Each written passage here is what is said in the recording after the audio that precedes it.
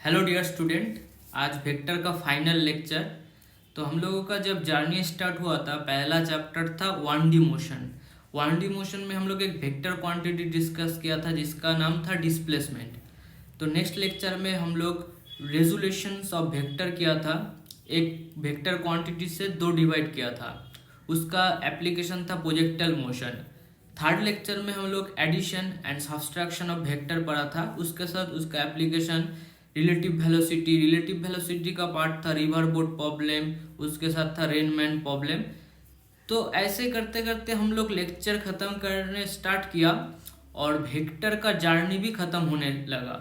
इस जर्नी में एक चीज़ कॉमन था, पहले हम लोग वेक्टर पढ़ा, वेक्टर का कुछ प्रॉपर्टी पढ़ा, उसके साथ एप्लीकेशन पढ़ा।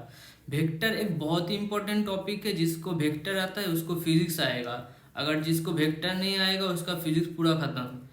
तो आज क्या होगा, आज लास्ट लेक्चर। इसके पहले भी हम लोग रिलेटिव प्रोजेक्टाइल मोशन पढ़ा था, उसमें भी वेक्टर का बहुत ही एप्लीकेशन था।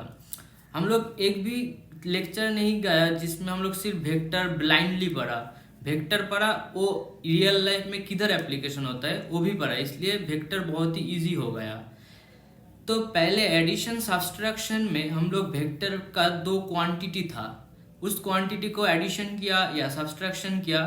आज की लेक्चर में हम लोग finally multiplication of vector quantity पढ़ेंगे। मल्टीप्लिकेशन ऑफ वेक्टर क्वांटिटी में क्या होगा, दो क्वांटिटी जो अलग अलग प्रॉपर्टी शो करेगा, लाइक फोर्स डिस्प्लेसमेंट, दोनों का प्रॉपर्टी इंडिविजुअल अलग अलग है, फिर भी उसका मल्टीप्लिकेशन होगा और नया एक प्रॉपर्टी इंट्रोड्यूस होगा, लाइक वर्क डन हो सकता है, टॉर्क हो सकता है। तो मल्टीप्लिकेशन ऑफ वेक्टर उसमें डिस्कस करेंगे। तो मल्टीप्लिकेशन ऑफ वेक्टर के पहले हमें और भी कुछ टॉपिक समझना पड़ेगा, like unit vector, position vector. अब तक अगर आप वीडियो बंद नहीं किया या पूरा स्किप नहीं किया तो कॉन्ग्रेचुलेशन, क्योंकि आज बहुत कुछ नया सीखने मिलेगा जो पहले आप लोगों को नहीं मिला था। ओके, तो स्टार्ट करते। तो आज का लेक्चर का पार्ट होगा यूनिट वेक्टर, उसके बाद आएगा पोजीशन वेक्टर, नेक्स्ट आएगा बेसिक ऑफ रिजल्व और last product of vector quantity. पहला स्टार्ट करते हैं। देखो, पहला एक प्रैक्टिकल एग्जांपल लेते हैं। मैं जिधर हूँ उस रूम में एक कॉर्नर में एक मॉस्क्यूटो है। अभी मॉस्क्यूटो का पोजीशन 2, 3, 5 लिया। अभी उसको हम लोग जस्ट कार्टेशियन फॉर्म में डिनोट किया। अभी ये जो मॉस्क्यूटो है, इसका एक्स एक्सिस में मैंने 2 गाया, उसके बाद 3 वाई एक्सिस, उसके बाद जेड 5, तो ऐसे करके करके एक पॉइंट मिला। अभी इस पॉइंट में ये 2, 3, 5 ये एक्चुअल में है क्या, 2, 3, 5 एक्चुअल में है उसका मैग्नीट्यूड। अभी ये जो पॉइंट है इस कॉर्नर से इधर भी हो सकता। तो मेरा बगल में और एक रूम है, मेरा रूम का नाम ए, मेरा बगल में और एक रूम है जिसका नाम है बी। ओके, तो अभी ए रूम मेरा है, बी रूम मेरा बगल में और एक रूम है, सिमिलरली और एक भी इधर भी रूम है, सी है। अभी ये जो तीनों एक साथ एक पॉइंट के रेस्पेक्टिवली तीनों जो रूम है, तो हर एक रूम में वो मैग्नीट्यूड वाला वैल्यू 2, 3, 5 एग्जिस्ट करता है। तो अगर मैं बोलूँ मॉस्क्यूटो 2, 3, 5 पोजीशन में है तो ये इनवैलिड होगा। तो मुझे ये भी बोलना चाहिए ये मॉस्क्यूटो का डायरेक्शन किधर है, मतलब कौन सी रूम में है, इसका मतलब डायरेक्शन एक्चुअली। तो जब भी मैग्नीट्यूड के साथ कोई डायरेक्शन आएगा और मुझे ज़रूरत पड़ेगा उसका डायरेक्शन बोलना, तब हम लोग उसको वेक्टर क्वांटिटी बोलते हैं। इसलिए पोजीशन वेक्टर एक नया टर्म इंट्रोड्यूस होगा। पोजीशन वेक्टर और इस 2, 3, 5 को हम लोग कैसे रिप्रेजेंट करेंगे वो नेक्स्ट स्लाइड में आएगा। तो उसके पहले पोजीशन वेक्टर क्या होता है, उसके पहले हमें और एक चीज समझना होगा, उसका नाम है यूनिट वेक्टर। अभी देखो, यूनिट वेक्टर एक बॉडी है इधर, ओके, एम मास का बॉडी है। तो मैंने क्या किया, उसमें 10 न्यूटन फोर्स यूज किया। अभी भाई 10 न्यूटन किधर यूज किया, उसका डायरेक्शन किधर है वो भी तो बोलना होगा। अभी 10 न्यूटन देखो ईस्टवर्ड मूव किया। तो अभी ये जो फोर्स मैंने एक्ट किया 10 न्यूटन ईस्टवर्ड, इसमें 10 एक्चुअली क्या है, 10 होता है मैग्नीट्यूड, 10 होता है उसका अमाउंट ऑफ फोर्स जो फील देता है, छोटा फोर्स या बड़ा फोर्स। उसके साथ मैंने एक डायरेक्शन दिया ईस्टवर्ड, ये शो करता है उसका डायरेक्शन। अभी ये दोनों मिलकर हम लोग उसको कहते हैं एफ वेक्टर, ऊपर जो लिखा है एफ वेक्टर। अभी ये ईस्टवर्ड जो डायरेक्शन है उसका एक्चुअली हम लोग क्या डिनोट क्या करेंगे, उसलिए एफ कैप लिखा।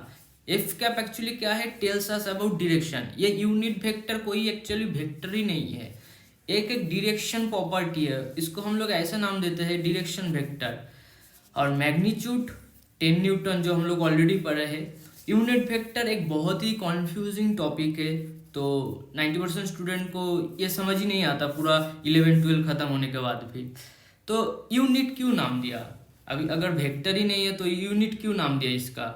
तो इसको लिए हम लोग देखते हैं, जब हम लोग कोई भी एक रॉड लिया, इधर देखो मैंने एक रॉड फाइंड किया, अभी रॉड का मुझे लेंथ मेजरमेंट करना है, तब मैंने क्या किया, मीटर स्केल में देखा, तब देखा बहुत छोटा हो रहा है। उसके बाद सेंटीमीटर स्केल में देखा, सेंटीमीटर में क्या हुआ 4 सेंटीमीटर दिया।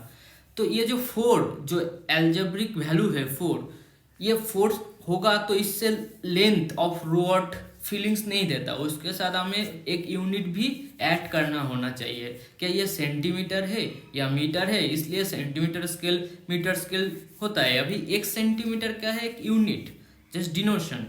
तो रॉड के लिए रॉड का जो लेंथ है उसको 4 एक एल्जेब्रिकल वैल्यू, एल्जेब्रिकल के वैल्यू के साथ भी हमें सेंटीमीटर मीटर देना चाहिए, जिसको हम लोग यूनिट पढ़ते हैं। सिमिलरली द 10 न्यूटन जो फोर्स था, अभी ये 10 न्यूटन है किधर भाई, ईस्ट वेस्ट नॉर्थ साउथ किधर है। तो ये जो ईस्ट वर्ड, ये जो भी डायरेक्शन है, उस डायरेक्शन के लिए हमें एक चीज़ ऐड करना पड़ा। जैसे फोर्स के साथ एक चीज़ ऐड किया था, सेंटीमीटर, मीटर, इंच, फुट, कोई भी चीज़ ऐड कर सकते हैं। सिमिलरली 10 न्यूटन जो मैग्नीट्यूड ऑफ फोर्स, उसके साथ कुछ चीज़ ऐड करना है जो हमें फीलिंग्स देगा वो कौन सी डायरेक्शन में ऐड हो रहा है। ऐसे तो बोलने से काम नहीं चलेगा भाई, ईस्टवर्ड नॉर्थ साउथ, उसे कुछ एक डिनोशन देना होगा मैथमेटिकल कैलकुलेशन के लिए। वो जो डिनोट किया उसका ही नाम दिया यूनिट वेक्टर। आई थिंक समझ आया यूनिट क्यों नाम दिया वेक्टर, यूनिट वेक्टर भी क्यों आया। इसका मेन रीज़न इधर से आया था, क्योंकि हम लोग already unit centimetre metre inch foot ये सब रॉड लेंथ के लिए हम लोग यूज़ किया था, तो उधर से आया यूनिट। यूनिट क्या है, मैग्नीट्यूड के साथ एक वेक्टर यूनिट लिख दिया, वो शो करता है उसका डायरेक्शन। अभी देखो फोर्स वेक्टर, उसके साथ eastward west south north south west कोई भी डायरेक्शन हो सकता है, north west okay north east, तो कोई भी डायरेक्शन होता है। इस डायरेक्शन के लिए हमें एक वेक्टर क्वांटिटी की ज़रूरत पड़ा और उसको ही नाम दिया यूनिट वेक्टर। एक एफ वेक्टर के साथ ये जो एफ मैग्नीट्यूड है जिसका वैल्यू है 10, उसके साथ एफ कैप दिया। अभी एफ कैप को हम लोग क्या किया, both side magnitude of F divide करेंगे तो similarly F cap equal to F vector by F आ जाएगा। तो कभी कभी यूनिट वेक्टर का मॉड हम लोग जब लेंगे तब क्या आएगा 1। अभी ये तो वेक्टर डायरेक्शन है, इसके इधर कुछ नहीं है तो हम लोग 1 लिख दिया, मतलब कुछ नहीं है तो कुछ तो होगा 1 लिख दिया। इसलिए कोई बुक में बोलता है इसलिए यूनिट नाम दिया, क्योंकि उधर 1 है तो मैग्नीट्यूड 1 मल्टीप्लिकेशन हो जाएगा, एक वेक्टर हो जाएगा। तो एक्चुअल में यूनिट का आया इस वजह से, क्योंकि ऑलरेडी हम लोग length centimetre metre inch foot किया था, तो उस कॉन्सेप्ट से यूनिट वेक्टर आया। तो फाइनली यूनिट वेक्टर एक चीज़ है जिसका मेन काम है डायरेक्शन शो करना, कौन सी डायरेक्शन में है। अभी थोड़ा डाउट अभी भी कुछ स्टूडेंट में है, उस डाउट क्लियर कर देते हैं। अगर तुम्हें लगता है जिसका मैग्नीट्यूड 1 होगा वही यूनिट वेक्टर है तो बहुत ही गलत सोच है और तुम्हारा फिजिक्स बहुत ही खराब जाएगा। अगर तुम्हारे दिमाग में वो है किसका मैग्नीट्यूड अगर 1 है तो यूनिट वेक्टर। एक एग्जाम्पल लेते हैं, एक एग्जाम्पल लिया, इधर एक ब्लॉक है, उसमें हम लोग क्या किया 1 न्यूटन फोर्स यूज किया ईस्टवर्ड। अभी देखो इसका जो मैग्नीट्यूड है ये तो 1 न्यूटन है, तो ये 1 न्यूटन ईस्टवर्ड, इसको तुम लोग क्या बोलोगे, यूनिट वेक्टर? नहीं हम लोग देखा wow magnitude 1 so this is unit vector, एकदम ही नहीं। No, this is not a unit vector. इसका जो मैग्नीट्यूड है 1 न्यूटन, इसका मतलब ये नहीं यूनिट वेक्टर। यूनिट वेक्टर होता ही नहीं, unit vector just a direction like eastward, वो ईस्टवर्ड यूनिट वेक्टर है, उधर 1 न्यूटन मैग्नीट्यूड यूनिट वेक्टर नहीं है। अगर दिमाग में ऑलरेडी बैठा हुआ है मैग्नीट्यूड अगर 1 है तो यूनिट वेक्टर होगा ही होगा, ऐसा नहीं है, जो एग्जाम्पल से समझ आ जाता है। नेक्स्ट देखो हम लोग डिस्कस करेंगे पोजीशन वेक्टर। अभी वो मॉस्क्यूटो हो या मक्खी हो कोई भी चीज़ हो, वो मेरा जो फ्लोर है, मैं जो जिस रूम में हूँ उस फ्लोर में है, लाइक इधर रेड कलर से दिखा है। अभी उस पॉइंट को हम लोग अगर डिनोट करेंगे तो क्या होगा, उस रूम के कॉर्नर 2, 4 एंड 3 तो गया। अभी ये जो डिस्टेंस मैंने ट्रैवल किया, ये तो 4 डिस्टेंस, ये भी 3 डिस्टेंस, तो इसका अगर इनिशियल पॉइंट और फाइनल पॉइंट ऐड कर देंगे तब मुझे एक्चुअली लोएस्ट डिस्टेंस मिलेगा, जिसको हम लोग डिस्प्लेसमेंट कहते हैं, आर डिस्प्लेसमेंट। तो ये तो हो गया मैग्नीट्यूड। तो ये 3 एंड 4 होगा, यह लिख सकते हो, ये 4 होगा, ये 3 होगा। 4 and 3 R magnitude of position, but what about direction. अभी ये डायरेक्शन किधर से आएगा। From origin 3 metre have a infinite direction. अभी मैंने अगर 4 मीटर जाना है, किसी ने बोल दिया भाई इसका कार्टेशियन फ्रॉम 4,3, तो इसका तो इनफाइनाइट डायरेक्शन हो सकता है, इधर भी, ऊपर भी, नीचे भी, तो कोई भी डायरेक्शन 4 मीटर हो सकता है, 3 मीटर भी कोई भी हो सकता है। उसके साथ डायरेक्शन बोलना मैंडेटरी है। तो ये डायरेक्शन के लिए हमें 4 मीटर के साथ एक यूनिट वेक्टर ऐड करना है। तो अभी थोड़ा समझ आया यूनिट वेक्टर क्या है। यूनिट वेक्टर मैग्नीट्यूड के साथ एक चीज जो उसको डायरेक्शन शो करता है। What about direction. अभी डायरेक्शन क्या है, from origin 3 metre have a infinite direction, so we need direction vector. Unit vector का नाम अगर डायरेक्शन वेक्टर दे देता तो बहुत ही अच्छा होता, किसने यूनिट वेक्टर लिखा वही समझता है। अभी देखो direction vector we need mainly 3 unit vector, I cap for X axis. अभी 4 यूनिट होगा। अभी ये जो 4 यूनिट गया एक्स एक्सिस डायरेक्शन में, उस एक्स एक्सिस डायरेक्शन का यूनिट वेक्टर मैंने दे दिया आई कैप, जस्ट डिनोट किया। Similarly J cap for Y axis, K cap for Z axis, ये जस्ट यूनिट वेक्टर है। तो ये अगर मल्टीप्लिकेशन होगा 4 के साथ, 4 जब अकेला था तब इसका कोई ठिकाना नहीं था। 4 के साथ अगर एक बार आई कैप ऐड हो जाएगा तब हम लोग पूरा परमानेंट फिक्स्ड हो गया, हाँ ये एक्स एक्सिस में गया। सिमिलरली 3 के साथ अगर जे कैप मल्टीप्लिकेशन हो जाएगा तो 100% ये वाई एक्सिस में ही जाएगा। अभी देखो इसका मैग्नीट्यूड 5 तो मिल गया। तो अभी भी एक क्वेश्चन है, now who will tells about directions of R. अभी जो आर डिस्प्लेसमेंट वेक्टर मिला, अभी ये कौन बोलेगा इसका डायरेक्शन क्या है। Yes, R cap tells about directions of R. तो मुझे आर कैप फाइंड करना है, तो अगर आर कैप मिल जाएगा तब मुझे डायरेक्शन भी मिल जाएगा। अभी आर कैप को क्या किया देखो, R cap equal to R vector by modulus of R vector. तो ये जस्ट मैथमेटिकल चीज, अभी इस मैथमेटिकल से हमें फिजिकल सिग्निफिकेंट पता चलना चाहिए। ये R vector by mod of R करके कैसे डायरेक्शन मिल जाता है और कैसे यूनिट वेक्टर मिल जाता है। अगर यूनिट वेक्टर अगर डायरेक्शन शो करता है तो प्रूफ करो। मैंने जो बोल दिया डायरेक्शन वेक्टर तो प्रूफ करना है। तो देखो R vector divided by magnitude of R दिया, 4 I cap plus 3 J cap. उसके साथ क्या किया, मॉड्यूलस ऑफ आर का वैल्यू 5, तो 4/5 आया। अभी ये 4/5 है। सिमिलरली इधर भी देखो 3/5 है। ओके, तो ये 4/5 के साथ आई कैप मल्टीप्लीकेशन, इसका मतलब क्या है 4/5।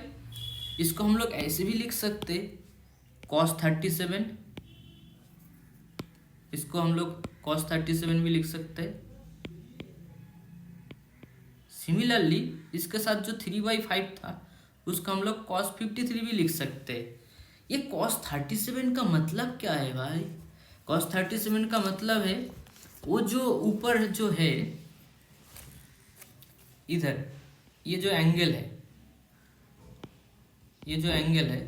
ये एंगल 37 डिग्री। 37 डिग्री किसके साथ एंगल है, एक्स एक्सिस के साथ, इसलिए आई का मल्टीप्लिकेशन हुआ। सिमिलरली 53 डिग्री किसके साथ एंगल है, वाई एक्सिस के साथ। ये जो एंगल है 53 डिग्री, तो 37 डिग्री आई कैप के साथ एंगल, 53 डिग्री जे कैप के साथ एंगल। ये जो फाइनली मैग्नीट्यूड ऑफ आर मिला उसको तो बोलना भी चाहिए भाई तोरा डायरेक्शन किधर है। तो बोल देगा देखो मेरा डायरेक्शन मिलेगा अगर तुम आर कैप फाइंड करो। आर कैप से मिलेगा 4/5 से मिलेगा cos 37, सिमिलरली 3/5 से मिलेगा cos 53। अभी 37 क्या बोलेगा, एंगल विथ एक्स एक्सिस। अभी एक्स एक्सिस क्यों बोला, क्योंकि cos 37 के साथ देखो आई मल्टीप्लीकेशन है, आई मतलब एक्स एक्सिस, सिमिलरली cos 53 के साथ जे मल्टीप्लीकेशन है जिसको हम लोग वाई एक्सिस बोलेंगे। ये जो cos चीज है cos 37 cos 53, इसको जेंटलमैन लोग बोलते हैं cosine. Okay, cosine ratio, cosine function.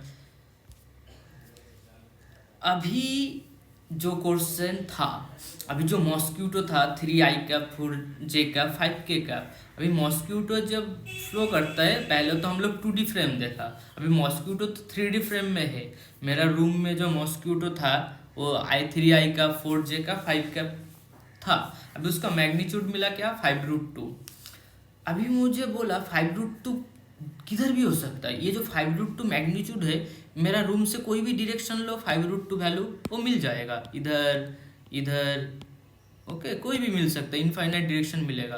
तो मुझे एग्जैक्टली वो जो मॉस्क्यूटो है उसका एग्जैक्टली डायरेक्शन चाहिए। इसलिए हमें क्या चाहिए और कौन बोलेगा इसका डायरेक्शन, एक ही आदमी बोल सकता है जिसका नाम है यूनिट वेक्टर। तो यूनिट वेक्टर का एप्लीकेशन बहुत है। Unit vector tells about the directions of A vector. Vector भाई किधर है तू। तो आर कैप फाइंड कर लिया, 3i cap plus 4j cap plus 5k cap divided by 5√2। देखो अलग अलग करने के बाद ये क्या होगा, 3/5√2 वो होगा अल्फा, मतलब आई कैप एक्स एक्सिस के साथ ये एंगल। अगर तुम कॉस इनवर्स 3/5√2 फाइंड करो तो एक वैल्यू आएगा। सिमिलरली कॉस इनवर्स 4/5√2 एक वैल्यू आएगा। और गामा देखो 45 डिग्री, क्योंकि 1/√2 जिसका वैल्यू रैंडमली सबको पता है। तो ये 45 डिग्री क्या बोलता है, ये 45 डिग्री बोलता है वो जो मॉस्क्यूटो का पोजीशन है, जिस पोजीशन मॉस्क्यूटो को फाइंड करने के लिए एक पोजीशन वेक्टर चाहिए था, वो पोजीशन वेक्टर वाई एक्सिस के साथ कितना एंगल, जेड एक्सिस के साथ कितना एंगल, एक्स एक्सिस के साथ कितना एंगल। ओके, नेक्स्ट एक बहुत ही इंपॉर्टेंट एंगल आएगा, जॉर्जटाउन 37 डिग्री एंगल। तो पूरा फिजिक्स में हर एक टर्म 11 में आएगा, 12 में भी आएगा ये भाई 37 डिग्री एंगल बहुत बार। तो क्या होता है, अभी एक देखो, ये जस्ट कुछ बना है, जस्ट क्रिएटिव था। एक चीज़ मैंने फॉलो किया था, साइन 0 डिग्री का वैल्यू 0 है। उसके बाद साइन 6 डिग्री, एक दिन कुछ काम नहीं था तो क्या करे, कुछ किया था, साइन 6 डिग्री का वैल्यू चेक किया कैलकुलेटर में, देखा 0.1। उसके बाद फिर चेक किया साइन 12 डिग्री का वैल्यू क्या होगा, तो मैं तो पूरा पागल ही हो गया था। देखा ये तो एक रैंडमली रिलेशन है, 0, 0.1, 0.2। उसके बाद फिर चेक किया, देखो साइन 80 डिग्री का क्या होगा, फिर देखा 0.3। ये कोई मतलब मैथमेटिक्स नहीं है, ये जस्ट एक्सपेरिमेंट किया और क्रिएटिव चीज़। उसके बाद देखा और भी क्या हो सकता है नेक्स्ट टर्म। तो तुम देख सकते हो 6 डिग्री चेंज हो रहा है, उसके साथ 0.1, 0.2, 0.3, मतलब 0.1 इंक्रीज हो रहा है। 24 डिग्री के बाद मैंने सोचा और भी देखते हैं, तब देखा साइन 30 डिग्री। ये तो हम लोगों का ही पार्ट है, मतलब साइन 30 डिग्री क्या होगा, 0.5। तो साइन 36 डिग्री, 37 डिग्री, ऑलमोस्ट 0.6। तो जब 36 डिग्री ऑलमोस्ट 37 डिग्री का इक्विवेलेंट लिख सकते हैं, तो साइन 37 0.6। अभी 0.6 क्या लिख सकते हैं, 0.6 को 6/10। अभी 6/10 क्या होगा, 3/5। तो ये 3, ये 5। तो एक ट्रायंगल का परपेंडिकुलर 3 होगा, हाइपोटेन्यूस 5 होगा, ऑटोमेटिकली बेस कितना होगा, 4 होगा। इसको कहते हैं साइन 37, 3/5। अगर साइन 37 पता है तो ऑटोमेटिकली इधर से मिल जाएगा साइन 53 डिग्री। साइन 53 डिग्री क्या होगा, ये वाला एंगल। तब परपेंडिकुलर कौन होगा, 4 होगा। हाइपोटेन्यूस कौन होगा, 5 होगा।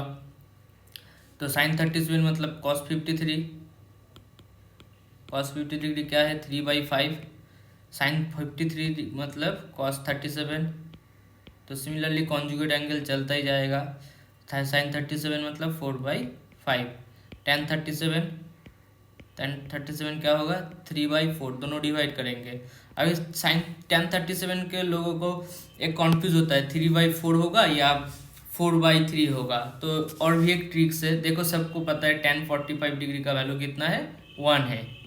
तो 37 क्या है, 45 से कम है, तो 1 से कम होना ही चाहिए। अभी 3/4 का वैल्यू 0.75 है, तो फाइनली ऑटोमेटिक कह सकते हो, हाँ sin 37 मतलब 3/4 होगा, क्योंकि tan एक इंक्रीजिंग फंक्शन है। नेक्स्ट होगा basic of resolve. Basic of resolve like a vector को हम लोग ए साइन थीटा ए कॉस थीटा से रिजॉल्व किया, कंपोनेंट डिवाइड किया। ए का वेक्टर ए कॉस थीटा हो सकता है, ए का वेक्टर ए साइन थीटा हो सकता है। इसका प्रैक्टिकली देखते हैं, प्रैक्टिकली सोचते हैं। इनिशियल पॉइंट ये एक कोई भी एक पार्क है। अभी पार्क में ये दो बच्चा एकदम ऊपर उठा, ये स्लीपिंग है। तो ये बच्चा पहला बच्चा स्लीपिंग स्टार्ट कर दिया, तो इस बच्चे को जो मूवमेंट हुआ, ये जो डिस्प्लेसमेंट ट्रैवल किया वो कितना है, 3 4, तो ये 5 है। अभी ये क्या किया, फाइनल पोजीशन से इधर इनिशियल पोजीशन में आना स्टार्ट किया। अभी ये डर गया, जब डर गया ये बच्चा बोला मुझे नहीं स्लीपिंग करना है, मुझे नीचे उतरना है, और ये 4 उतरा, उसके बाद 3 मूव किया, तो एक ही पॉइंट में। तो ये बच्चा भी ए पॉइंट में आया था फाइनली, और ये बच्चा भी ये पॉइंट में आया, तो इन दोनों का ही 5 था। तो ये एकदम डायरेक्ट 5 आया, ये 4 3 आया। तो 5 को हम लोग 4 और 3 से डिवाइड कर सकते हैं, तो ए कॉस थीटा ए साइन थीटा से। तो ये था मैथमेटिकल पार्ट। कोई भी वेक्टर को हम लोग ऐसे ऐसे कर सकते हैं, और उसका प्रैक्टिकल पार्ट ये वाला डिस्प्लेसमेंट से हम लोग देख सकते हैं। अभी ये देखो 20 न्यूटन कोई भी एक फोर्स है। अभी 20 न्यूटन को रिजॉल्व करना होगा। 53 डिग्री एंगल में क्या होगा, जिधर भी एंगल है वो कॉस कंपोनेंट होगा। 20 cos 53, देखो क्या लिखा, 12 जे कैप। अभी जे कैप क्यों लिखा, क्योंकि ये वाई एक्सिस के अंदर। उसके बाद लिखा 20 का और एक कंपोनेंट है जिसका नाम दिया एक्स एक्सिस का कंपोनेंट 20 sin 53। उसके साइड में मैंने माइनस आई कैप लिखा, क्योंकि ये माइनस एक्स एक्सिस का पार्ट, तो -16 आई का। ऐसे रिजल्ट इधर भी कर सकते हैं। एक इंक्लाइन प्लेन में है, ये 1 kg वेट है, तो इसका जो वेट लगेगा 10 न्यूटन। अभी 10 न्यूटन का दो कंपोनेंट, एक 10 cos 37 और एक 10 sin 37। 10 sin 37, 10 cos 37। 10 cos sin 37 मतलब 10 इंटू 3/5, ये 6 देगा। अभी मैंने क्या किया, एक्स एक्सिस वाई एक्सिस को ऐसे किया है। अभी ये जो है ना -x, ऊपर क्या होगा +x, ये -y। अभी 10 cos 37 क्या होगा, 10 इंटू cos 37 मतलब 4/5, तो ये आएगा 8। सबके साथ माइनस जे कैप लिख दो, और इधर माइनस आई कैप लिख दो। यूनिट वेक्टर हम लोग बार बार ऐड करते हैं। क्यों ऐड करते हैं, क्योंकि ये 6 जस्ट मैग्नीट्यूड बोलता है, डायरेक्शन नहीं बोलता। तो डायरेक्शन के लिए हर टाइम यूनिट वेक्टर आता है। Unit vector is nothing but A direction vector. You sine theta. Similarly projectile जब हम लोग करते इंक्लाइन प्लेन में, प्रोजेक्टाइल मोशन में इसका एप्लीकेशन किया था। यू वेलोसिटी लिया, अभी यू का दो कंपोनेंट ले लिया, you cos theta you sine theta. अभी देखो एग्जाम्पल, नेक्स्ट एग्जाम्पल, एक 3, 4 है, तो 3 और 4 को हम लोग अगर ऐड करेंगे तो 5 होगा। अभी 5 तो हो गया, अभी ये जो 5 हो उसका एंगल कितना होगा हॉरिजॉन्टल के साथ, तो हॉरिजॉन्टल के साथ क्या होगा 37 degree angle, tan alpha equal to 3/4। तो अगर दो फोर्स है 3 न्यूटन 4 न्यूटन, तो उसको हम लोग ऐसे कर सकते हैं मैग्नीट्यूड। हम लोग क्या 3 न्यूटन और 4 न्यूटन 90 डिग्री एंगल में था, तो उसको हम लोग रिजॉल्व करके 5 न्यूटन किया, रिजल्टेंट किया। नेक्स्ट देखो, अगर ये जो 3 और 5 अभी कुछ एंगल में है, 37 डिग्री एंगल में है, आप क्या करोगे, अभी क्या वो फॉर्मूला यूज करोगे √a² + b² + 2ab cos theta, जो एडिशन का और रिजल्टेशन का फॉर्मूला था? एकदम नहीं, वो फॉर्मूला कोई काम का ही नहीं, उस फॉर्मूला को भूल जाओ। क्या करेंगे हम लोग, कंपोनेंट डिवाइड करेंगे। 5 का देखो दो कंपोनेंट आएगा, ये जो कंपोनेंट है 5 sin थीटा, इधर साइन होगा 5 sin थीटा। सिमिलरली इधर भी एक कंपोनेंट आएगा 5 cos थीटा। तो 5 से 2 डिवाइड करते हैं, अभी 3 तो अकेला था ही, तो 3 और 5 cos थीटा क्या है, 0 डिग्री एंगल में है। फोर्स अगर एक ही एंगल में होगा, मतलब 0 डिग्री एंगल में है, तब क्या होता है, वो एल्जेब्रिक एडिशन शो करता है, 3 + 5 cos थीटा। 3 + 5 cos थीटा हो गया हॉरिजॉन्टल में। सिमिलरली वर्टिकल में क्या है 5 sin थीटा। अभी थीटा का वैल्यू चेक करते हैं। थीटा का वैल्यू 37 डिग्री, साइन थीटा का वैल्यू 37 पुट कर दो तो 5 इंटू साइन 37, तो इधर से आएगा 5 इंटू 3/5, तो 5 कट गया 3 आंसर। सिमिलरली cos 37 का वैल्यू 4/5 होगा, 5 कट जाएगा, फाइनल आंसर 7 आएगा। तो ये 7 और 3, ये 7 और 3 को अगर हम लोग आर फाइंड करेंगे तो क्या होगा 7² + 3²। क्यों किया? क्योंकि अभी ये पार्ट था ही नहीं, मतलब ये जो पार्ट था ना अभी तो था ही नहीं, 5 का पार्ट था ही नहीं। हमें अगर रिजल्टेंट फाइंड करना है, ये देखो रिजल्टेंट क्या होगा, दोनों का एंगल क्या होगा 3 और 7 का 90 डिग्री, तो √7² + 3² 58। तो प्रूफ क्या है कि कंपोनेंट से एडिशन फॉर्मूला हो जाता है। ये देखो प्रूफ, जो हम लोग ए बी करते थे ना, थीटा एंगल में आर फाइंड करते थे, अभी मैंने क्या किया, एक का दो कंपोनेंट कर दिया, एक cos थीटा एक sin थीटा। ए cos थीटा बी के साथ क्या हो गया एडिशन हो गया, तो b + a cos थीटा हो गया, और a sin थीटा का वैल्यू उधर था, अभी दोनों तो 90 डिग्री हो गया। तब क्या होगा, पिथागोरस जो फॉर्मूला था वो तो यूज हो सकता है, वही यूज किया, a sin θ² + b + a cos² theta. उसको अगर तुम थोड़ा बहुत सिंप्लीफाई करोगे तो आर फाइंड हो जाएगा। अभी tan अल्फा का value a sin θ/b + a cos theta, ये याद ही नहीं रखना है। ऊपर देखो वर्टिकल में जो आएगा ऊपर होगा, a sin θ ऊपर आया, हॉरिजॉन्टल में जो आया नीचे होगा, खत्म। अभी ऐसा अगर हो तो भी तो हम लोग अगर like 10 Newton 20 Newton, next example देखो 10 न्यूटन इधर है 20 न्यूटन इधर है, तब क्या करोगे, 10 न्यूटन 20 न्यूटन का रिजल्टेंट फाइंड करना है तो तुम्हें एंगल भी देना होगा। अभी देखो बहुत डिफिकल्ट होगा, अगर तुम कोई एडिशन फॉर्मूला यूज करोगे तब डिफिकल्ट क्या होगा, ये 90 डिग्री है तो 37 + 37 ऐड करोगे, 37 + 37 ऐड करोगे तो 74 होएगा, 74 + 90 तो 164। तो तुम्हें जब 10² + 20² + 2 10 × 20 × cos 164 करेगा, उसके बाद उसका रूट, ये कैलकुलेशन करने के बाद रिजल्टेंट आएगा। तो कैलकुलेशन देखो बहुत ही इंक्रीज हो रहा है, cos 164 देख कर ही पूरा डर जाओगे। तो ये एक चैप्टर के लिए नहीं, ये वेक्टर पढ़ा रहा हो, ये वेक्टर के लिए। इसके बाद लॉज ऑफ मोशन आएगा पूरा चैप्टर में, इलेक्ट्रोस्टैटिक्स वेक्टर है, सब है, तो वेक्टर में सब चैप्टर ऐड होगा। वेक्टर का एप्लीकेशन ही फिजिक्स है कह सकते हो। ये cos 164 का वैल्यू फाइंड करना है, उसके बाद रूट करना है, मल्टीप्लिकेशन करना है, इतना झंझट में क्यों जाओ। अभी मैंने क्या किया, 10 न्यूटन का दो कंपोनेंट किया, एक आया 8 कहाँ से आया देख सकते हो, 10 cos 37, 10 cos 37, cos 37 का वैल्यू क्या है 4/5, उसके साथ 10 मल्टीप्लिकेशन देखो 8 आ गया। सिमिलरली इधर देखो 10 हो गया, 10 का पार्ट, और ऊपर आएगा क्या 6 आएगा, क्योंकि उधर sin 37, 10 × sin 37 3/5, तो 5 × 10 कट जाएगा, 2 आएगा 6, इधर 12 आएगा, 20 न्यूटन का पार्ट क्या है 12, ये 6 है, इसका डबल है 20, तो इसके लिए 6 की डबल होगा 12, तो इधर 16 होगा 8 का डबल, जस्ट रिजॉल्व किया। अभी 12 और 8 दोनों 180 डिग्री एंगल में है, तो ज़्यादा किसका है 12 का ज़्यादा है, तो इसलिए 4 हो गया, और इधर ऊपर 6 है नीचे 16 है, ऊपर देखो 6 नीचे देखो 16, तो क्या होगा इधर 12 इधर 8 में हुआ था 4, और 12 और 6 में हुआ था 10 होगा, तो √ऑफ कैलकुलेशन करेंगे तो 10² + 4² 116, और tan थीटा मिलेगा 10/4, खेला खत्म। अभी ये आर बहुत इजी निकल गया, देखो आर का एकदम इजी निकल गया। अगर तुम ऐसे एडिशन का फॉर्मूला यूज करोगे तो दिमाग खराब हो जाएगा, कैलकुलेशन होगा ज़्यादा।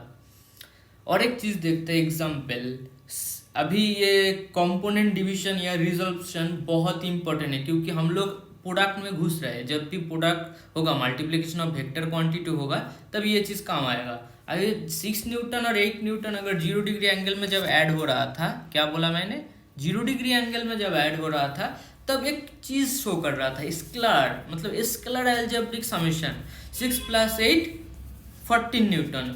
अगर 6 + 8 90 डिग्री एंगल में एक्ट होगा तब नया एक वैल्यू आया 10 न्यूटन। अभी तुम 6 और 8 को एडिशन करके 10 नहीं आएगा, 6 और 8 को सब्सट्रैक्शन करके भी जस्ट माइनस करके भी 10 नहीं आएगा। ये जो नया 10 आया, जब 90 डिग्री एंगल में दो वेक्टर क्वांटिटी था, ये जो नया 10 न्यूटन आया, इस नया 10 न्यूटन को हम लोग वेक्टर एडिशन कहते हैं। वो क्या है? Simple root over of perpendicular square plus base square, ये वेक्टर एडिशन हुआ। तो इसका मतलब क्या है? जब थीटा 0 डिग्री में है तब स्केलर प्रॉपर्टी शो करता है। हाँ यस, जब 90 डिग्री में है दो वेक्टर एंगल, तो वेक्टर के बीच में एंगल जिसको हम लोग वेक्टर एंगल कहते हैं, अगर वेक्टर एंगल 90 डिग्री में है तब क्या शो करता है? हाँ, वेक्टर एडिशन शो करता है। इसलिए जब हम लोग ए और बी दो एंगल लिया जिसके बीच में एंगल थीटा है, अभी बी को क्या कर दिया भाई, तू कंपोनेंट में डिवाइड हो जा। बी का दो कंपोनेंट क्या, एक बी साइन थीटा और एक बी कॉस थीटा। अभी देखो ये जो बी साइन थीटा है, ए के साथ कितना एंगल डी है? 90 degree angle. Similarly A and B cos theta कितना एंगल है? 0 डिग्री एंगल। ये जो 0 डिग्री एंगल है ए और बी कॉस थीटा, ये क्या बोलेगा? वेक्टर शो करेगा। तो theta equal to 0 scalar product हम लोग अभी पढ़ेंगे। स्केलर प्रोडक्ट तब होगा जब 0 डिग्री एंगल है। अगर किसी को पता है वेक्टर प्रोडक्ट और स्केलर प्रोडक्ट का चीज, सबको पता है A dot B, A B cos theta होता है। देखो ए और बी कॉस थीटा का multiplication A B cos theta. अब बी कॉस थीटा आया कहाँ से? बी को हम लोग डिवाइड कर लिया horizontally vertically. Similarly A B sine theta क्या होगा? ए बी साइन थीटा, जिसको हम लोग वेक्टर प्रोडक्ट कहते हैं, cross product A B sine theta. तो इसमें रिलेशन है। तो पहले ही बोला था कुछ नया सीख पाओगे, सेम चीज मगर अलग तरीके से। अभी सबसे main topic, product of vector quantity. Product of vector quantity का दो पार्ट आएगा, एक होगा स्केलर प्रोडक्ट, एक आएगा वेक्टर प्रोडक्ट। अभी दो वेक्टर प्रोडक्ट मल्टीप्लिकेशन होने के बाद दो चीज शो करा। किसी ने शो किया स्केलर प्रॉपर्टी, किसी ने शो किया वेक्टर प्रॉपर्टी। कोई अगर मल्टीप्लिकेशन वेक्टर प्रॉपर्टी शो करेगा तो उसको वेक्टर प्रोडक्ट बोलेंगे। देखो ऑलरेडी बोला था ए क्रॉस बी क्या हुआ? ए बी साइन थीटा, दोनों के बीच में 90 डिग्री एंगल। इधर एन कैप क्या शो करेगा? Vector, unit vector. ओके, अभी ए डॉट बी जब होगा ए बी कॉस थीटा आया, स्केलर प्रॉपर्टी शो किया। एफ एंड एस, मैंने क्या किया? दो क्वांटिटी मार्केट से लेकर आया। एक क्वांटिटी का नाम था फोर्स, एक क्वांटिटी का नाम था डिस्प्लेसमेंट। अभी फोर्स एंड डिस्प्लेसमेंट क्या क्या बोला? तू 0 डिग्री एंगल में है। ओके, जस्ट एक बॉडी है, इधर देखो फोर्स है, उसके साथ डिस्प्लेसमेंट किया। अभी दो क्वांटिटी फोर्स एंड डिस्प्लेसमेंट लेकर आया, बोला तू दोनों ही 0 डिग्री एंगल में है। वो बोला ठीक है, मुझे मल्टीप्लिकेशन करना है। जब भी मल्टीप्लिकेशन होगा वो एक स्केलर क्वांटिटी शो किया, वर्क डन। अभी ये फोर्स और डिस्प्लेसमेंट अभी सेम क्वांटिटी है मगर अभी 90 डिग्री में है, तब क्या शो करेगा? टॉर्क।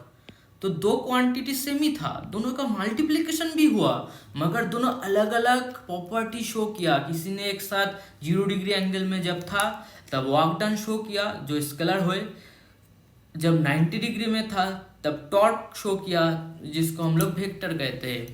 तो इसके लिए हमें मल्टीप्लिकेशन ऑफ वेक्टर क्वांटिटी को दो तरफ से डिवाइड करना पड़ा, क्योंकि एक एप्लीकेशन में था ये ऐसा कुछ।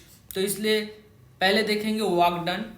मैंने क्या किया? एक बॉडी को फोर्स डाला, एफ फोर्स हॉरिजॉन्टली, तब डिस्प्लेसमेंट एस हुआ। अभी angle between two vector quantity F and S is 0 degree, तो वर्क डन कितना है? F S.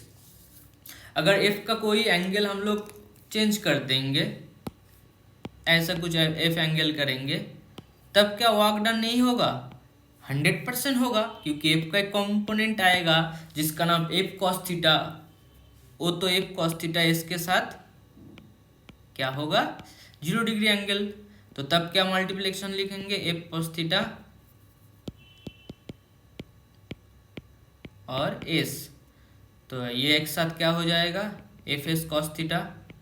तो ये तो ऑलरेडी हम लोग वेक्टर जब स्केलर प्रोडक्ट किया था, डॉट प्रोडक्ट, तब तो ऑलरेडी देखा। तो एफ एस को हम लोग कैसे लिखेंगे? F vector dot S vector. Similarly देखो next example, torque, vector product का पार्ट। आर क्रॉस एफ, एक डिस्प्लेसमेंट या आर लिया, तो इसका एग्जांपल देख सकते हो। अभी ये पार्ट बहुत इंपॉर्टेंट, एक एक चैप्टर हो जाएगा क्रॉस प्रोडक्ट में।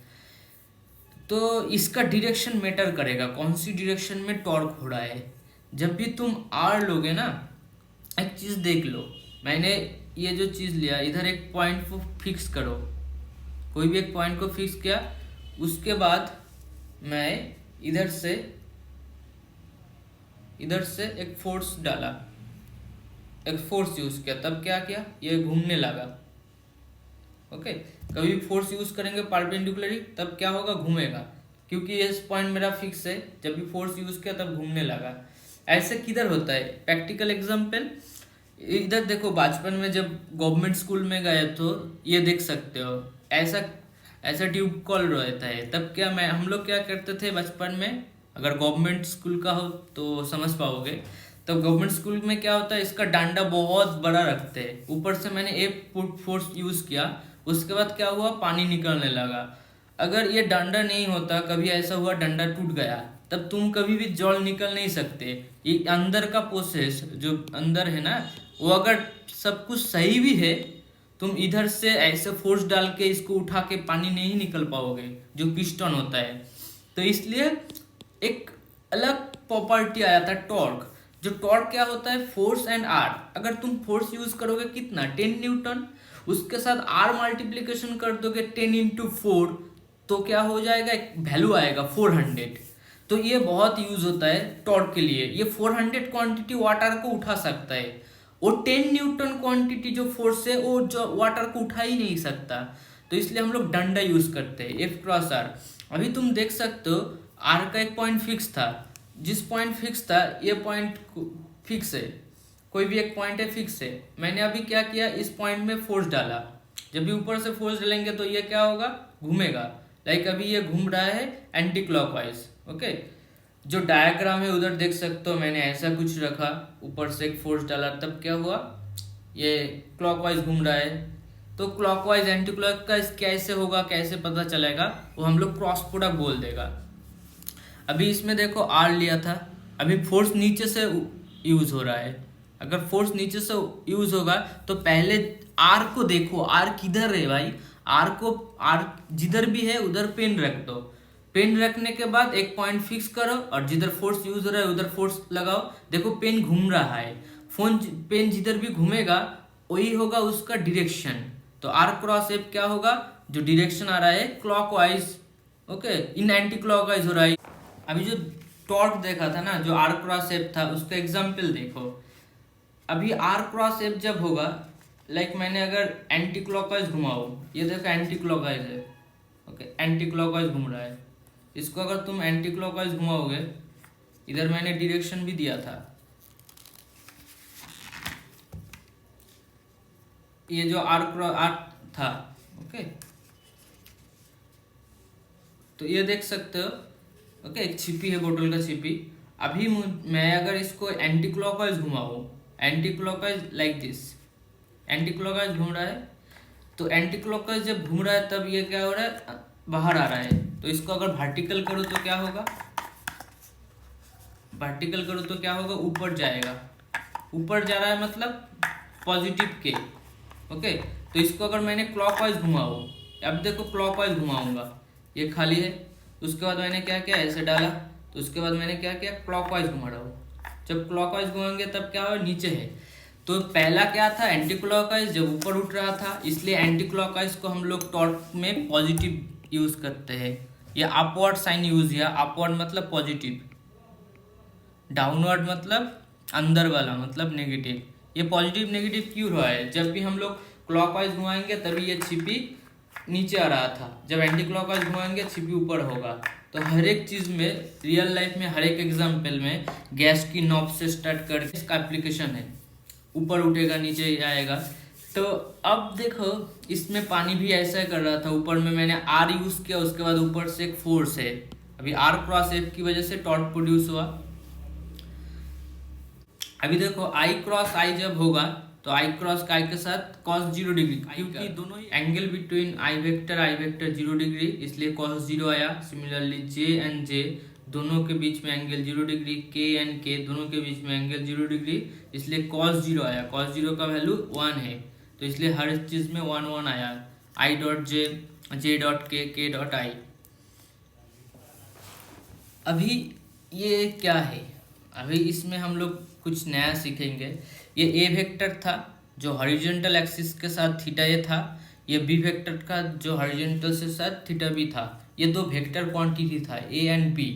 तो ए का एक कंपोनेंट लिया, क्या हुआ देखो, कलर देखो, इधर जो ए कॉस थीटा आया वो क्या है ए एक्स। सिमिलरली एक कॉस थीटा एक साइन थीटा भी आया, वो होगा ए वाई। और बी वेक्टर का दो component B X and B Y. अभी ये को हम लोग ए को हम लोग क्या लिख सकते हैं, ए कॉस थीटा ए प्लस ए साइन थीटा ए। तो ए कॉस थीटा ए एक्चुअली क्या है, A X I cap plus A Y J cap. B को हम लोग क्या लिख सकते हैं, B X I cap plus B x J cap. अगर दोनों का डॉट प्रोडक्ट होगा, अभी प्रैक्टिकली देखो, इधर मेरे पास दो चीज़ है, दोनों में 0 डिग्री एंगल किसका है, ए कॉस थीटा है, उसके साथ और एक भी चीज़ है बी कॉस थीटा बी। तो इसमें एंगल कितना है 0 डिग्री। तो होना क्या चाहिए, तो 0 डिग्री एंगल में क्या होता है, ए एक्स बी एक्स होता है, सिंपल मल्टीप्लिकेशन होगा। सिमिलरली वर्टिकल में भी देखो, बी वाई है ए वाई है, दोनों के बीच में एंगल कितना है, ये देखो एंगल, दोनों के बीच में एंगल 0 डिग्री। तो ये क्या होगा, डॉट प्रोडक्ट में ए वाई बी वाई। तो फाइनली ये दो ऐड हो जाएगा, तो A X B X plus A Y B Y, simple addition होना है क्योंकि दोनों का डॉट प्रोडक्ट मिला। तो इसलिए A X B X plus A Y B Y हो गया। ओके, तो इसको हम लोग ऐसे लिख सकते हैं, ए X I cap plus A Y J cap into B X I cap plus B Y J cap. इसको जब मल्टीप्लीकेशन होगा तब ए X B X plus A Y B Y. तो हम लोग डायरेक्ट ए एक्स बी एक्स कैसे लिख दिया, क्योंकि मैंने बोला तुम देखो इधर एक बार देखो, नया कुछ सीख पाओगे। कॉस थीटा क्या है A x, cos theta B क्या है बी एक्स, दोनों के बीच में एंगल क्या है 0 डिग्री, इसलिए जब इसका मल्टीप्लिकेशन होगा अच्छे से आ जाएगा A X B X. Similarly इधर देखो, ए साइन थीटा है ए वाई है, B sine theta B B Y है, दोनों के बीच में एंगल 0 डिग्री, तो डायरेक्ट मल्टीप्लिकेशन आ जाएगा। ये एक्चुअली फिजिकल फीलिंग देता है। तो सबको पता है अगर मल्टीप्लिकेशन करूँ तो एक बार आई के साथ आई, उसके बाद जे के साथ आई, ओके जे के बाद आई। तो ये तो मैथमेटिकल इंटरप्रिटेशन है, उससे आ जाता है x B X plus A Y B Y. मगर फिजिकल भी समझना चाहिए कि जब हम लोग ए और बी को दो कंपोनेंट डिवाइड किया, ए का component A cos theta A आया वो ए एक्स, सिमिलरली बी का component B cos theta B आया जिसका नाम है बी एक्स। दोनों के बीच में एंगल अभी 0 डिग्री हो गया, इसलिए A X B X exist करेगा डॉट प्रोडक्ट के लिए। Similarly A Y B I exist करेगा डॉट प्रोडक्ट के लिए। तो इसलिए फाइनली ए डॉट बी क्या आया, ए X B X plus A Y B Y. अभी नेक्स्ट देखो 2i का प्लस 3j का प्लस 4k का, सिमिलरली बी का भी है 4i का प्लस 3j का प्लस 2k का। इसको हम लोग जब डॉट प्रोडक्ट करेंगे तब क्या होगा, इसका जो कॉन्टिटी है एक्स के साथ एक्स के साथ किसका मल्टीप्लिकेशन होगा बी एक्स। ओके, उसके बाद क्या होगा 3 के साथ ए वाई के साथ बी वाई। नेक्स्ट किसका मल्टीप्लिकेशन होगा ए जेड के साथ बी जेड। तो देखो 2 इंटू 4 8 आया, 3 इंटू 3 9 आया, 4 इंटू 2 8 आया, टोटल 25 यूनिट। अभी फोर्स एक वैल्यू है 2i cap plus 3j cap plus 4 cap. अभी ये फोर्स इतना आई कैप जे कैप के कैप, इसका मतलब क्या है, इसका मतलब है जो फोर्स है ये फोर्स 3D स्पेस में है, ये ना हॉरिजॉन्टल है, ये ना हॉरिजॉन्टल है, ना वर्टिकल है, ना के कैप की तरफ जेड एक्सिस की तरफ, ये ऐसा कुछ है। देखो मैंने अगर इस पेन को आई कैप के रखूँ तो 1D है, ऐसे रखूँ तो 1D है, अगर मैंने इसको ऐसे रखा तब क्या है इस प्लेन में 2D में आ गया, जिसमें क्या होगा एक्स एक्सिस वाई एक्सिस आएगा। तो इसको थोड़ा सा एंगल जेड एक्सिस की तरफ ऐसे कर देंगे। अभी देखो इसमें क्या है, एक्स भी है वाई, एक्स भी है एक्स वाई, उसके साथ जेड भी है, क्योंकि ये थोड़ा सा टेढ़ गया। तो ऐसा अगर फोर्स यूज हुआ X Y Z 3D frame में, तो हम लोग उसको 2i cap 3j cap 4 cap से डिनोट करते हैं। डिस्प्लेसमेंट भी क्या हुआ r 2i प्लस 4j के वैलिड नहीं है, के नहीं है इधर, तो वर्क डन क्या होगा डॉट प्रोडक्ट करेंगे। डॉट प्रोडक्ट के टाइम क्या होगा ए एक्स के साथ बी एक्स, ए वाई के साथ बी वाई, 2 के साथ 2, 3 के साथ 4, 4 के साथ कुछ नहीं है मतलब 0, तो फाइनली 14 आ गया। सिमिलरली एफ वेक्टर है 2i का प्लस 4j का प्लस 5k का। अभी क्या होता है, एक बॉडी एक पॉइंट से मूवमेंट स्टार्ट किया, मैंने फोर्स यूज किया, ये फोर्स यूज करने के बाद ये बॉडी मूवमेंट हुआ। इनिशियल ये जो 3D स्पेस है, मेरा जो रूम है, इसमें ये जो 3D स्पेस में ये बॉडी है, इसको सोचो ये भी एक बॉडी है, एक पार्टिकल है, तो इसको मैंने अगर फोर्स डाला तो ये इनिशियल कंडीशन था जिसका नाम R1 2i का प्लस 3j का प्लस 4 का। कुछ टाइम फोर्स डालने के बाद ये कोई भी और एक पोजीशन में चला गया, तब क्या हुआ, तब और एक वैल्यू आया 5i का प्लस 6j का प्लस 4 का। तो इसलिए हम लोग डॉट प्रोडक्ट करेंगे, डॉट प्रोडक्ट करने के पहले आर वेक्टर निकलना चाहिए। तो इनिशियल फाइनल पोजीशन, तो फाइनल माइनस इनिशियल, तब आर वेक्टर मिल जाएगा, उससे आर आ गया। सिमिलरली उसके साथ डॉट प्रोडक्ट, तो X B X A Y B Y, simple 18 calculation होगा। अभी मेन पार्ट जो है अभी ख़त्म नहीं हुआ, ओके। अभी नेक्स्ट पार्ट होगा जो हम लोग वेक्टर प्रोडक्ट किया था साइन थीटा का पार्ट, तो उसको हम लोग कैसे डिनोट करेंगे यूनिट वेक्टर की रेस्पेक्टिवली। ये भी साइन थीटा बोलने के बाद तो चैप्टर खत्म नहीं होता, ये भी साइन थीटा मैंने बोल दिया, उसके बाद थोड़ी साइन चैप्टर खत्म होगा, उसके साथ एन कैप भी है। अभी एन कैप क्या होगा जब ऐसा कुछ होगा, X B X unit vector की रेस्पेक्टिवली होगा। इसको समझने के लिए देखो मैंने फिर से और एक एग्जांपल लिया जिसमें देखो ए है बी है, दो वेक्टर क्वांटिटी है, ए थीटा ए एंगल से है, तो इधर क्या होगा ए कॉस थीटा है जिसका वैल्यू एक्स, ए कॉस थीटा ए। सिमिलरली बी का और एक कंपोनेंट आएगा बी एक्स जिसको हम लोग नाम देंगे बी कॉस थीटा बी, और बी वाई सिमिलरली इसका बी वाई आ गया, बी वाई का क्या नाम देंगे बी साइन थीटा बी, और ए वाई को नाम देंगे बी साइन थीटा ए, ए वाई को क्या नाम देंगे ए साइन थीटा ए, ओके। तो इसका ज़रूरत भी नहीं है, ऑलरेडी हम लोग ये समझ चुके हैं एक्चुअली बी एक्स और एक्स क्या है। अभी मेन एक्स बी एक्स वैलिडी नहीं है, तो एक्स के साथ कौन खेलेगा, एक्स के साथ बोलेगा, एक्स के साथ बी वाई खेल सकता है, ओके।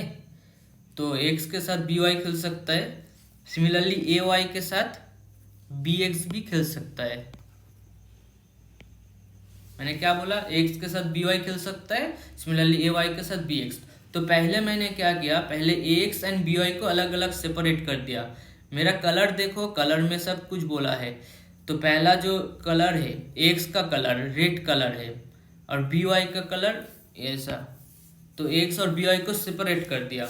अभी एक्स से जब बी वाई होगा तब क्या लिखेंगे, एक्स के जब बी वाई, तो थीटा एंगल घूम रहा है, ये कैसे घूम रहा है, ये एंटी क्लॉकवाइज घूम रहा है। जब भी एंटी क्लॉकवाइज होता है तब क्या होता है, एंटी क्लॉकवाइज ऊपर आता है, ओके, एंटी क्लॉकवाइज ऊपर आता है, तो इसलिए प्लस के कैप, किसके साथ किसका मल्टीप्लिकेशन, एक्स के साथ बी वाई, तो फाइनली क्या है x B Y plus K cap. अभी ए वाई बी एक्स से, अभी ए वाई ऊपर चला गया, तब ऊपर से नीचे आना चाहिए, तब क्या होगा क्लॉकवाइज। देखो ए वाई ऊपर चला गया, तो ए वाई से जब हम लोग ऊपर, ए वाई ऊपर है, ऊपर से जब नीचे चलेंगे क्लॉकवाइज, तो नीचे आ रहा है, तो इसलिए माइनस के कैप। तो फाइनली ए क्रॉस बी को क्या लिखेंगे, इस दोनों का मल्टीप्लिकेशन, उसके साथ उसका यूनिट वेक्टर, क्योंकि तो ये वेक्टर प्रोडक्ट है, उसका डायरेक्शन भी बोलना है। तो ये हुआ A X B Y K cap, और इधर क्या हुआ था plus of A Y B X, और यूनिट वेक्टर क्या था माइनस के कैप, तो के कॉमन लोगे तो ये आ जाएगा एक्स बी वाई माइनस ए वाई बी एक्स। ये एक्चुअली फॉर्मेट है, ऐसा ही होता है।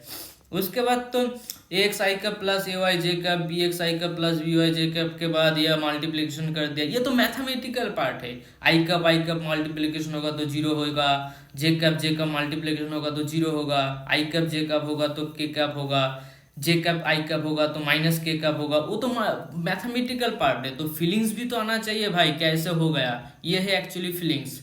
वेक्टर चीज तब भी आता है, तब जब आता है 90 डिग्री एंगल, स्केलर प्रोडक्ट तब आता है जब 0 डिग्री एंगल होता है।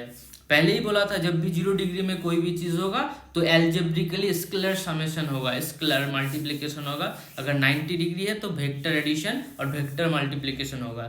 तो फाइनली ये देखो मैथमेटिकल पार्ट आई कैप तो जब मल्टीप्लिकेशन होगा तो साइन 0 डिग्री एन कैप। अभी जो ये जीरो मिला एक्चुअली ये जीरो वेक्टर कहेंगे, क्योंकि दो वेक्टर क्रॉस हुआ तो जीरो वेक्टर। जे कैप जीरो, के कैप जीरो। आई जे जब मल्टीप्लिकेशन होगा तो 90 डिग्री है, तो इसलिए प्लस के कैप आई कैप जे कैप। तो इसको सर्कल से भी समझ पाएंगे। एक सर्कल ड्रॉ कर दो, ऐसे सर्कल लो, उसके कोई भी पोजीशन लिखो आई कैप, ये आई, ये जे, ये के।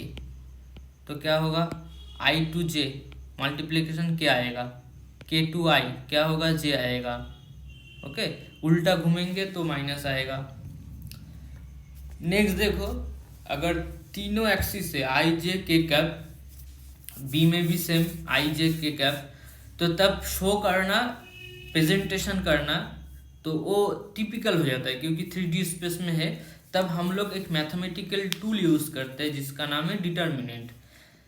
तो A X I cap plus A Y J cap plus A Z K cap cross product of B X I cap B Y J cap B Z K cap जब करेंगे तब हम लोग डिटर्मिनेंट, बहुत ईजी है determinant, हम लोग already multiplication of 3 equation इस यूज करते हैं। लाइक देखो आई जे कैप किया, जब भी दो वेक्टर क्वांटिटी देगा ऊपर पहले आई जे कैप लिख दो, उसके बाद ए का part A X A Y A Z B Y B X B Z. तो आई कैप जब लिखोगे तब मल्टीप्लिकेशन करना इसका और इसका। Okay, A X A Y B Z and B Y A Z. जब आई कैप करोगे तब बाकी सब बंद हो जाएगा, ये बंद ये बंद, बाकी लोगों का मल्टीप्लिकेशन। सिमिलरली जे कैप में एक माइनस आएगा, उसके साथ A X B Z B X A Z, उसके बाद प्लस के कैप। ये माइनस जे कैप क्यों आता है, क्योंकि रूल है प्लस माइनस प्लस। ओके, जब डिटर्मिनेंट मैथमेटिक्स में होगा ये समझ आएगा। तो जस्ट फॉर्मूला, इससे क्या होगा, एक को ऑप करना है बाकी से मल्टीप्लिकेशन। एक एग्जाम्पल लेते हैं, अभी पूछा टॉर्क फाइंड करो, एक का वैल्यू 2i का प्लस 3j का प्लस 4k का, आर का value i plus 2j plus 3k। Torque find करने बोला, दोनों का क्रॉस प्रोडक्ट होगा। जब भी क्रॉस प्रोडक्ट लिखा आई जे के कैप, तो पहले मैंने क्या किया, आई कैप को स्टॉप किया। आई कैप को जब भी स्टॉप करेंगे, देखो कलर अलग अलग है। पहला कलर मेरा देखो इधर 3 to 3 मल्टीप्लिकेशन, क्योंकि जब भी तुम आई के साथ आई ये पार्ट मल्टीप्लिकेशन करोगे तब स्टॉप करना होगा। ये ऊपर नीचे स्टॉप कर दो। अभी रहा कौन, ये 4 पार्टिकल 3 2 4 3 4 क्वांटिटी।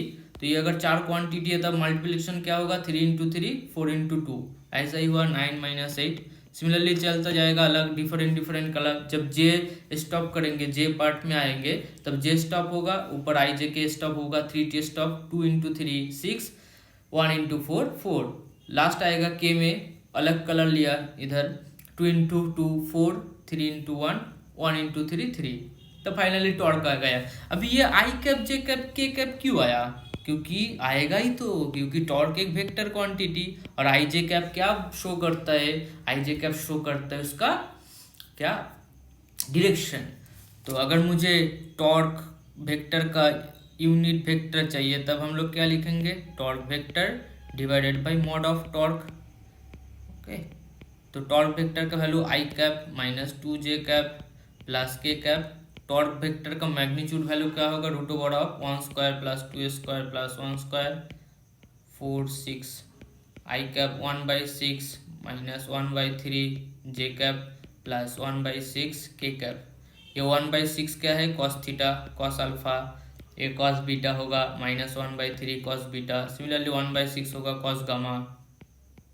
तो cos alpha cos beta cos gamma क्या है, डायरेक्शन शो करता है, जिसको हम लोग कॉसाइन बोलते हैं। और आज का चैप्टर का लास्ट पार्ट कुछ एप्लीकेशन, तो इम्पॉर्टेंट पार्ट है। हम लोग जो रेक्टेंगल यूज करते हैं तो सबको एक गलत फहमी होता है कि एरिया एक स्केलर क्वांटिटी है। एरिया कभी भी एक स्केलर क्वांटिटी नहीं है, एरिया वेक्टर क्वांटिटी होता है।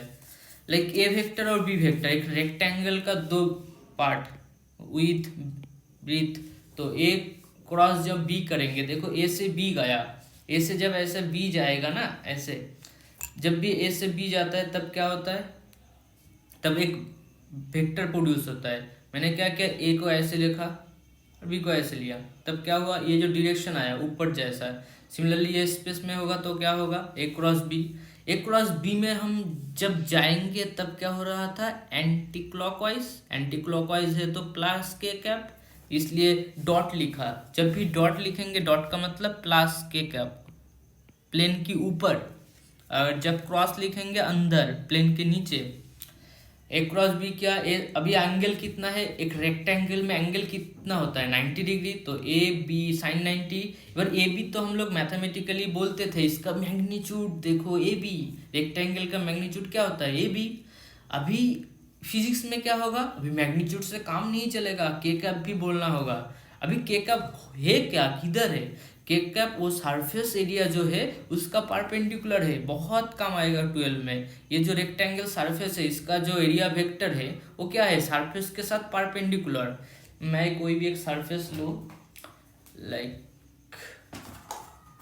ये अगर सरफेस है, ओके, इस सरफेस का जो परपेंडिकुलर, इस सरफेस का जो परपेंडिकुलर पार्ट है, तो ये एक्चुअली एरिया वेक्टर है। ये जो डायरेक्शन कर शो कर रहा है, ये एरिया वेक्टर का डायरेक्शन है।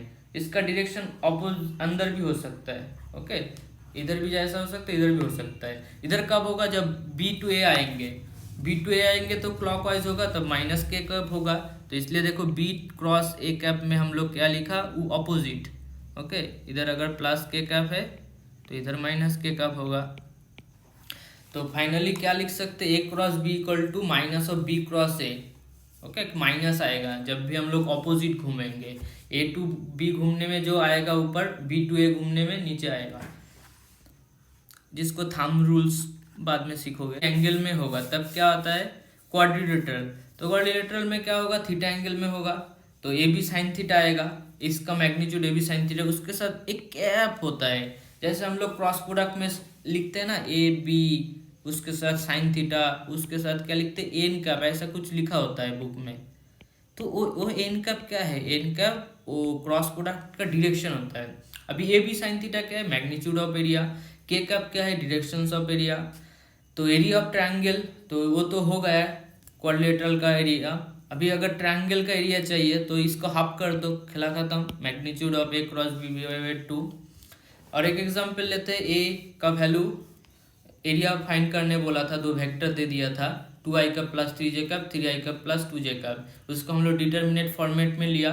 डिटर्मिनेट फॉर्मेट बहुत ही ईजी है, और एक बार देख लो, अगर मुझे आई कैप लिखना है तो पहले तो आई कैप लिखना होगा, तो आई कैप जब भी लिखेंगे तब ये स्टॉप हो जाएगा, तब मल्टीप्लिकेशन किसका साथ होगा, 3 इंटू 0 2 इंटू 0, इसलिए फाइनली 0 आ जाएगा, इसलिए मैंने इधर कुछ नहीं लिखा। तुम भी लिख सकते हो, इधर क्या लिख सकते हो, आई कैप 0 माइनस 0। उसके बाद नेक्स्ट मैंने क्या किया, जे कैप में चला गया। जे कैप में क्या होगा, ऐसा बंद होगा, ऐसा बंद होगा, तो बाकी रहेगा कौन कौन, बाकी 2,0 3,0 रहेगा, तो फिर भी माइनस जे कैप क्या होगा, 0 माइनस 0। और फाइनली के कैप में आएगा, के कैप अलग कलर से देखो, के कैप को ऐसा कलर देते हैं, के कैप ये के कैप का पार्ट ये, तो ये बंद हो जाएगा, तो रहेगा कौन, 2 3 3 2, ओके। ये जो 2 3 3 2 है इसको मल्टीप्लिकेशन कर देंगे, 2 इंटू 2 3 इंटू 3, वही हुआ 4 माइनस 9, तो -5 के आया, ओके। तो ये लास्ट में क्या लिखा, वेक्टर एंड वेक्टर का डॉट प्रोडक्ट क्या होगा, स्केलर होगा। वेक्टर एंड वेक्टर का क्रॉस प्रोडक्ट क्या होगा, वेक्टर, जिसका डायरेक्शन भी होगा। अगर तीनों वेक्टर होगा तब वॉल्यूम आएगा, जैसे इधर एरिया आया तब तीनों वेक्टर का होगा वॉल्यूम, वो मैथ में। तो आज का लेक्चर खत्म होता है। तो हम लोग 2 प्लेलिस्ट करेंगे, एक प्लेलिस्ट में होगा प्रीवियस ईयर क्वेश्चन का solution neat and JEE main के लिए, और एक प्लेलिस्ट होगा जिसमें कॉन्सेप्चुअल पार्ट होगा, जो जैसे हम लोग ये कॉन्सेप्चुअल लेक्चर खत्म किया जिसमें कॉन्सेप्ट बिल्डअप हुआ। ये कॉन्सेप्ट बिल्डअप होते होते हम लोगों का काइनेमेटिक ऑलमोस्ट खत्म हो गया है, और एक लेक्चर लेंगे जिसमें हम लोग ग्राफ पढ़ेंगे, ग्राफ का क्वेश्चन कैसे सॉल्व करते हैं, और एक आएगा कैलकुलस का पार्ट। अगर ये दो पार्ट खत्म होगा उसके बाद काइनेमेटिक्स पूरा खत्म हो जाएगा। नेक्स्ट और एक लेक्चर लेंगे काइनेमेटिक्स इन 1 शॉट, तो उसमें टोटल काइनेमेटिक्स का फॉर्मूला एक वीडियो में देंगे। और ये सब करने के बाद नेक्स्ट जो प्लेलिस्ट में जिधर जेई मेन और नीट का प्रीवियस ईयर सॉल्व होगा तो वो देख लेना, वो मैंडेटरी है। चैप्टर कॉन्सेप्ट बिल्डअप करने के बाद तुम्हें क्वेश्चन सॉल्व करना भी आना चाहिए। क्वेश्चन कैसे पढ़ना है, कितना जल्दी पढ़ना है, तो वो सीख पाओगे वो नेक्स्ट प्लेलिस्ट में। Okay, tata, good bye.